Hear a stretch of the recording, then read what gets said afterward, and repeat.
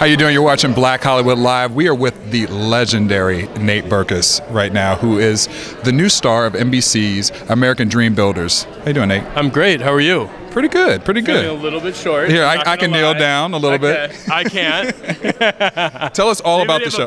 Right, exactly. We need a box and a chair here right now. Over there.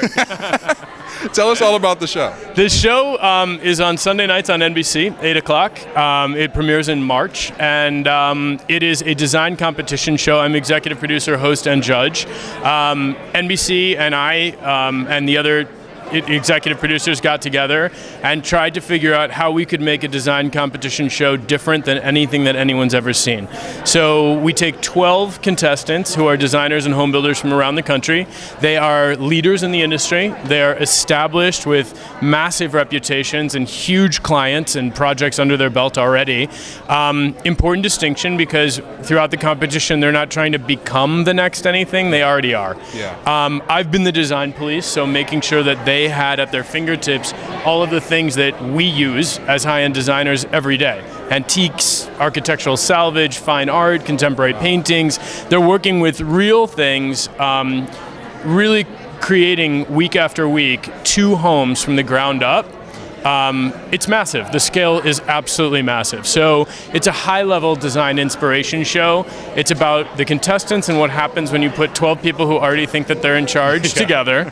I'll let you guys decide what you think is going to happen, because it happened. And also, week after week, showing 2 homes from the ground up, all the spaces within a home, redesigned by the best people in the country. You mentioned there was 12 contestants? 12. Now, with all those personalities, was there a lot of drama behind the scenes of just the building and the stress? Disaster. Are you kidding? We had, like, in the real world, episode 1, week 1, in the real world, you'd be working for me. I was like, do people say that? Did people actually say that? Right, yeah. That's like, do you know who I am when you're trying to get a table? Yeah. Like, what are you talking about?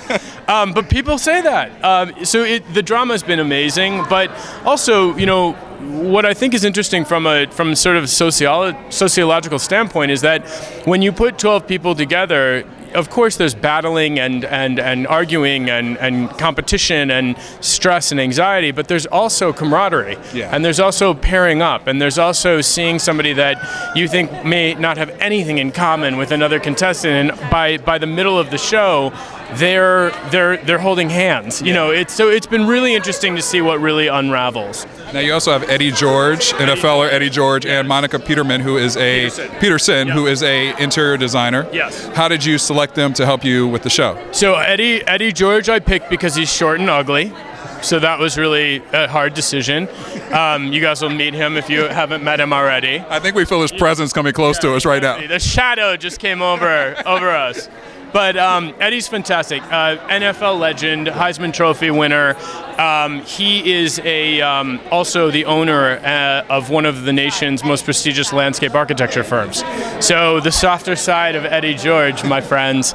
But he's fantastic as a judge, fantastic in terms of inspiring the 12 contestants not only to work well together as teammates, but also to raise the bar on what they're doing, because they have to do the outsides of the homes as well. Yeah. So he's been great. Monica is terrific. We know her from HGTV. I wanted Monica to be a part of the show because she is the perfect mix of high-end design and accessibility.